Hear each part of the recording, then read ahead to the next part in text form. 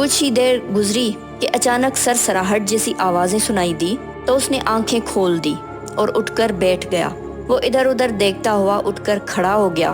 پھر اس کی نظر کچھ دور ایک شیر پر پڑی اور خوف سے اس کی آنکھیں پھٹ گئی۔ رامو کو سزا کے طور پر شام تک دھوپ میں کھڑا رہنا ہوگا۔ کوئی نہ اسے پانی پلائے گا نہ کچھ کھلائے گا۔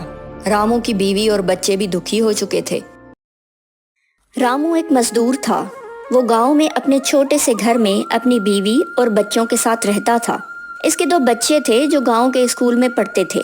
رامو شہر میں جا کر محنت مزدوری کرتا تھا۔ محنت مزدوری کر کے جو کچھ کما کر لاتا وہ آ کر اپنی بیوی کے ہاتھ میں رکھ دیتا تھا۔ وہ بہت دیالو اور سیدھا سادہ انسان تھا۔ کسی انسان یا جانور کو بھی تکلیف میں دیکھتا تو وہ اس کی مدد کرتا تھا۔ گاؤں کے لوگ بھی اس سے عزت سے پیش آتے تھے۔ انہی میں چند آدمی ایسے بھی موجود تھے جو رامو کی شہرت سے جلتے تھے۔ وہ چاہتے تھے کہ رامو پر کوئی ایسا الزام لگایا جائے جس سے گاؤں میں اس کی عزت خاک میں مل جائے۔ گاؤں سے شہر جانے کے لیے راستے میں ایک جنگل پڑتا تھا۔ رامو اسی جنگل سے گزر کر شہر جاتا تھا۔ اس کے پاس اپنی کوئی سواری نہیں تھی، اس لیے وہ پیدل ہی سفر کرتا تھا۔ کبھی تو وہ کام سے جلدی فارغ ہو کر آ جاتا تو گھر جانے سے پہلے وہ جنگل میں کچھ دیر آرام کے لیے رک جاتا تھا۔ اس جنگل کے بارے میں مشہور تھا کہ وہاں ایک شیر بھی موجود ہے، اسی لیے گاؤں کا کوئی شخص ادھر نہیں آتا جاتا تھا۔ لیکن رامو تو روزانہ ادھر سے ہی گزر کر شہر جاتا تھا، کیونکہ جنگل کے راستے سے گزرنے پر دوری کم ہو جاتی تھی۔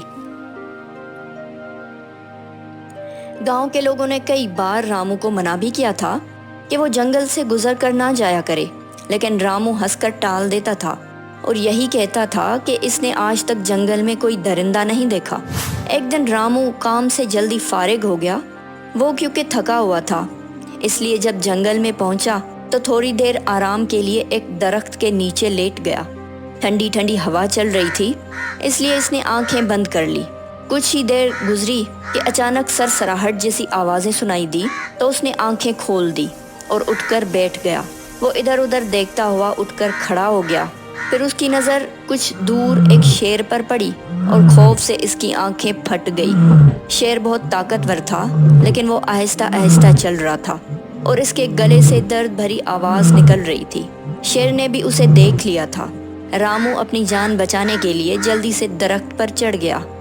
شیر نے کوئی رد عمل نہیں دکھایا، وہ بس آہستہ آہستہ چلتا ہوا جا رہا تھا۔ جب وہ درخت کے قریب سے گزرا تو رامو غور سے اسے دیکھنے لگا۔ شیر بہت آرام سے اپنا دایاں پاؤں اٹھا کر زمین پر رکھتا اور پھر آگے بڑھتا۔